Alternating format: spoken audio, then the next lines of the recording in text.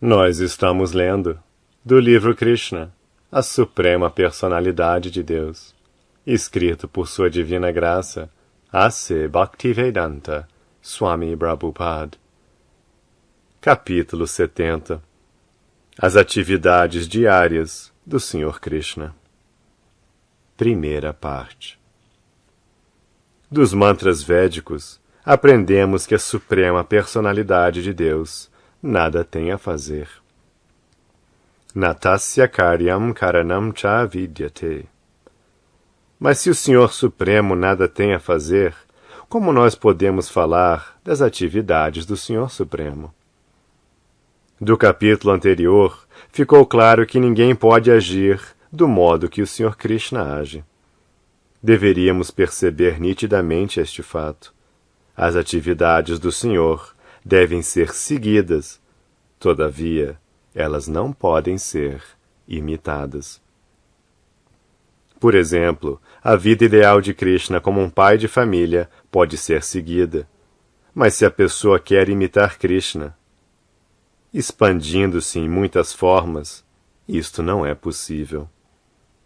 Deveríamos sempre nos lembrar, então, que o Sr. Krishna, embora desempenhando o papel de um ser humano, simultaneamente mantém a posição da Suprema Personalidade de Deus.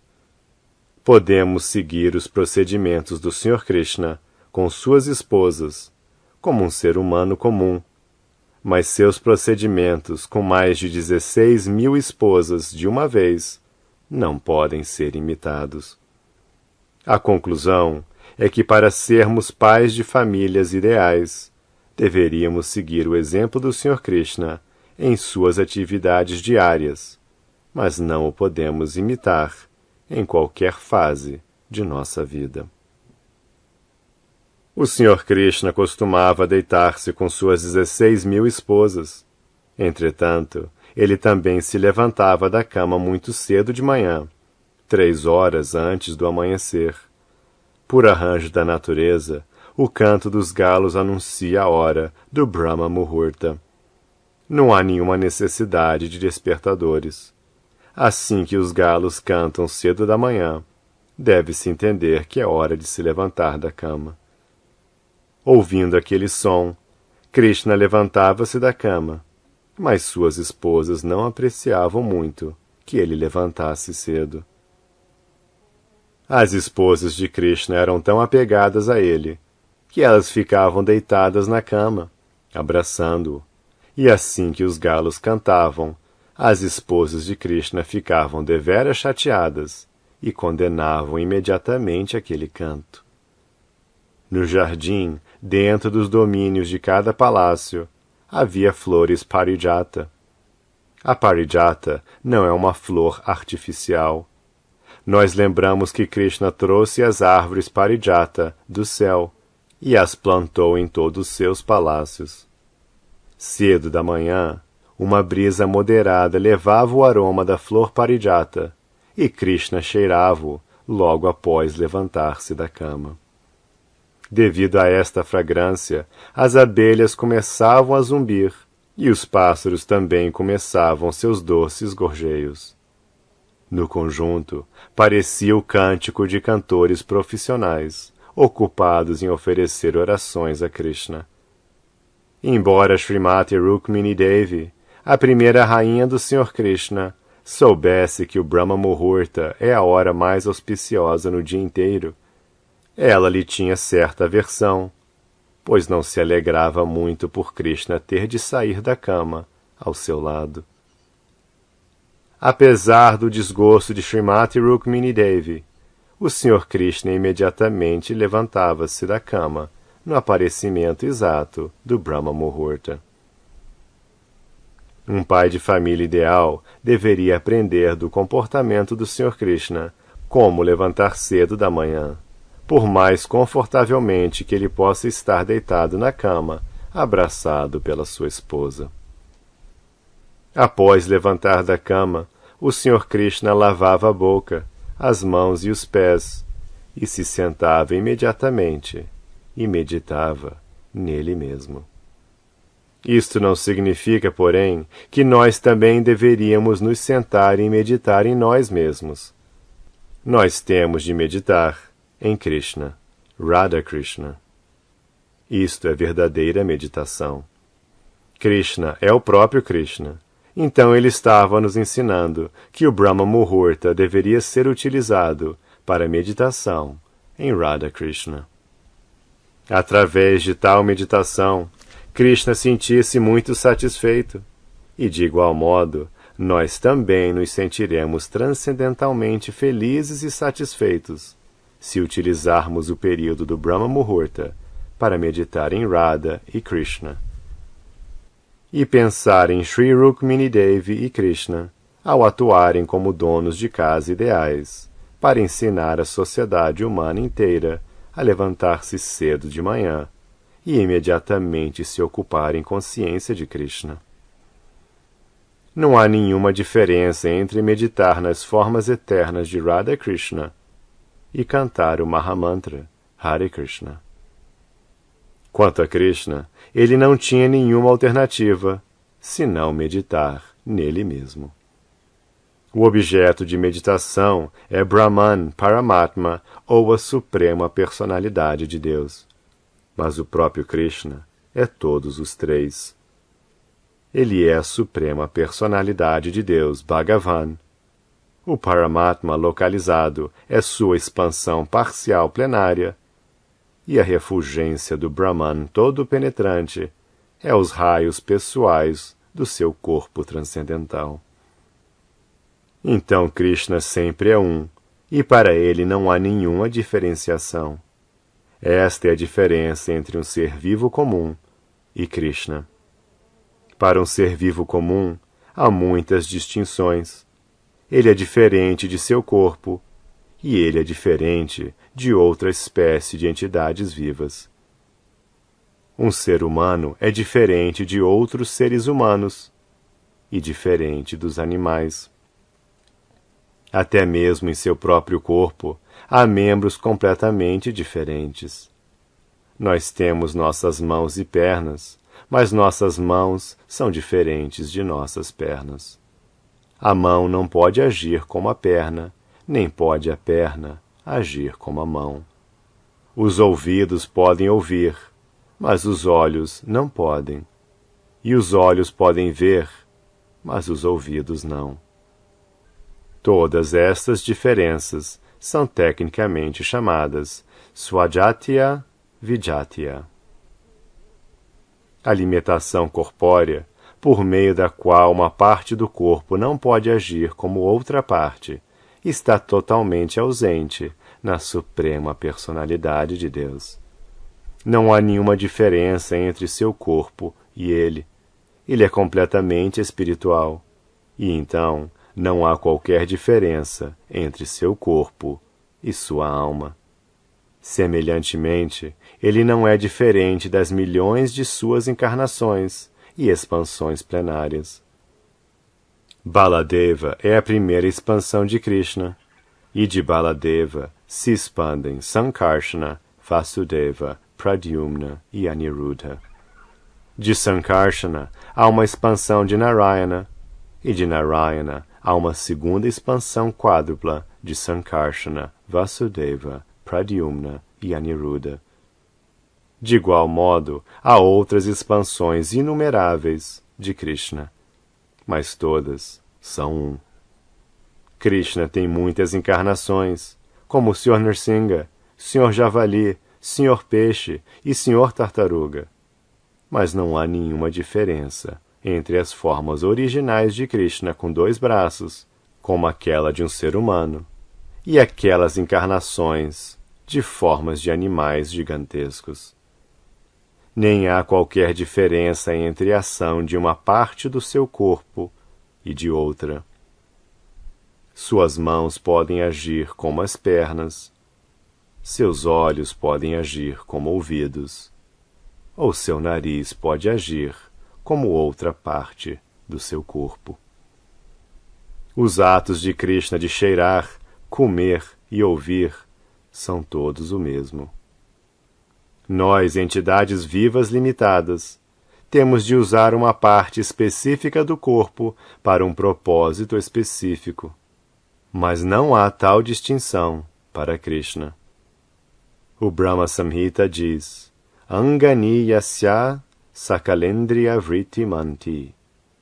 Krishna pode executar as atividades de um membro com qualquer outro membro.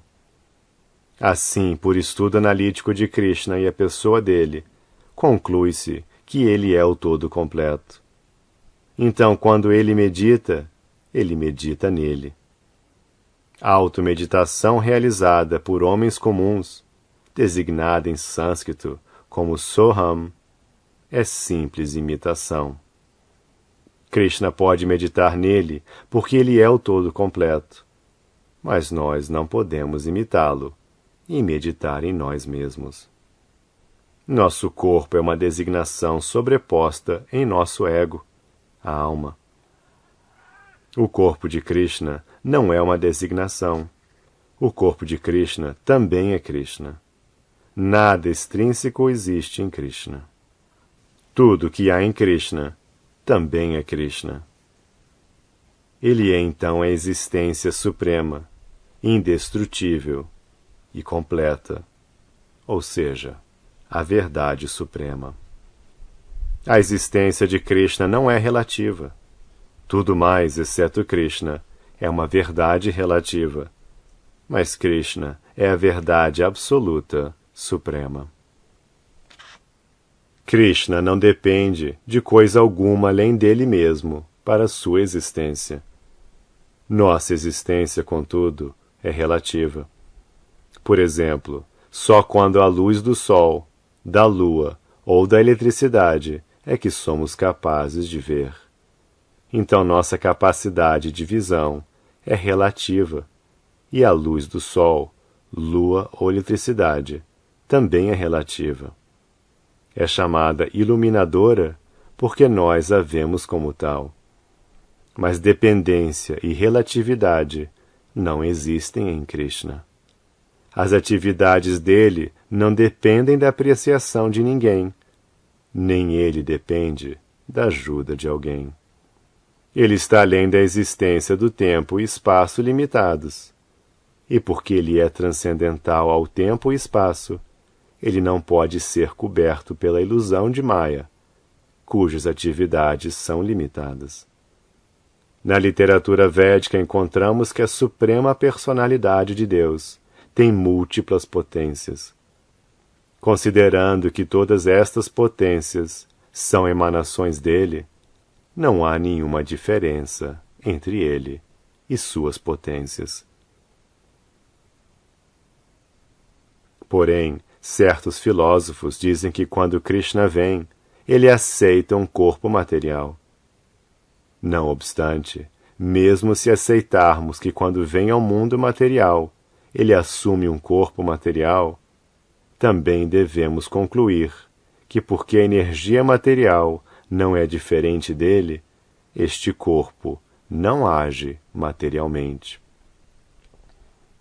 O Bhagavad Gita diz, então, que ele aparece pela própria potência interna dele, Atma Maya. Krishna é chamado o Brahman Supremo, porque ele é a causa da criação, a causa da manutenção e a causa da dissolução. O Senhor Brahma, o Senhor Vishnu e o Senhor Shiva são diferentes expansões destas qualidades materiais. Todas estas qualidades materiais podem agir sobre as almas condicionadas, mas não há qualquer ação e reação em Krishna, porque estas qualidades são simultaneamente unas e diferentes dele. O próprio Krishna é Sat-Chit Ananda Vigraha, a forma eterna de felicidade e conhecimento, e por causa da sua grandeza inconcebível, ele é chamado o Brahman Supremo. A meditação dele em Brahman ou Paramatma ou Bhagavan é apenas nele mesmo, em nada mais além dele. Esta meditação não pode ser imitada pela entidade viva comum. Após sua meditação, o Senhor banhava-se regularmente cedo da manhã, com água cristalina e santificada. Em seguida, ele trocava-se com roupas frescas, cobria-se com uma manta e se ocupava em suas funções religiosas diárias. De seus muitos deveres religiosos, o primeiro era oferecer oblações no fogo sacrificatório e cantar em voz baixa o mantra Gayatri. O Sr. Krishna, como pai de família ideal, executou sem desvio todas as funções religiosas de um pai de família. Quando chegava o amanhecer, o Senhor oferecia orações específicas ao Deus do Sol. O Deus do Sol e outros semideuses são mencionados nas escrituras védicas como diferentes membros do corpo do Sr. Krishna, e é o dever do pai de família oferecer cumprimentos aos semideuses e grandes sábios, como também aos antepassados. Como Bhagavad Gita assinala, o Senhor não tem qualquer dever específico a executar neste mundo, e ainda assim, ele age exatamente como um homem comum que vive uma vida ideal dentro deste mundo material. Conforme os princípios ritualísticos védicos, o Senhor oferecia seus cumprimentos aos semideuses. O princípio regulador pelo qual os semideuses e os antepassados são adorados é chamado Tarpana, que significa agradar. Os antepassados de uma pessoa talvez tenham de aceitar um corpo em outro planeta, mas por desempenho deste sistema de Tarpana, eles ficam muito felizes onde quer que possam estar. É o dever do pai de família tornar seus membros familiares felizes, e seguindo este sistema de Tarpana, ele pode fazer também seus antepassados felizes. Como pai de família exemplar perfeito, o Sr. Sri Krishna seguiu este sistema de Tarpana e ofereceu respeitosas reverências aos membros superiores idosos da sua família. Seu dever seguinte era dar vacas em caridade aos brahmanas. Diariamente, o Sr. Krishna dava muitos grupos de 13.084 vacas. Cada vaca era decorada com uma capa de seda e colar de pérolas. Os chifres eram recobertos com ouro e os cascos com prata. Todas elas estavam cheias de leite, por terem os bezerros primogênitos consigo, e eram muito domesticadas e pacíficas.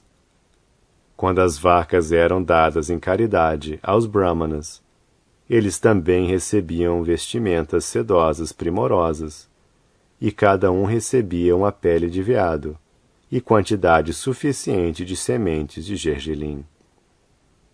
O Senhor é conhecido como Go Brahmana Hitaya Cha, o que significa que o primeiro dever dele é olhar pelo bem-estar das vacas e dos brahmanas. Assim, ele dava vacas em caridade aos brahmanas, com decorações e parafernálias opulentas. Então, desejando o bem-estar de todas as entidades vivas, ele tocava em artigos auspiciosos, como leite, mel, ghee, manteiga clarificada, ouro, joias e fogo. Embora o Senhor seja por natureza muito belo, devido à figura perfeita do seu corpo transcendental, ele se vestia com roupas amarelas e colocava seu colar de joias, Kaustuba. Ele usava guirlandas de flores, cobria o corpo com polpa de sândalo e se decorava com cosméticos e ornamentos semelhantes. É dito que os próprios ornamentos ficavam mais bonitos ao serem colocados no corpo transcendental do Senhor. Após decorar-se deste modo, O Senhor então olhava para estátuas de mármore de vacas e bezerros, e visitava os templos de Deus, ou semideuses, como o Senhor Shiva. Havia muitos brahmanas que vinham ver o Senhor Supremo antes de tomar o café da manhã diariamente. Eles estavam ansiosos para vê-lo, e ele dava-lhes boas-vindas. Seu dever seguinte era agradar todos os tipos de homens que pertenciam às diversas castas, tanto na cidade quanto dentro dos domínios do palácio. Ele os fazia felizes, satisfazendo seus diferentes desejos.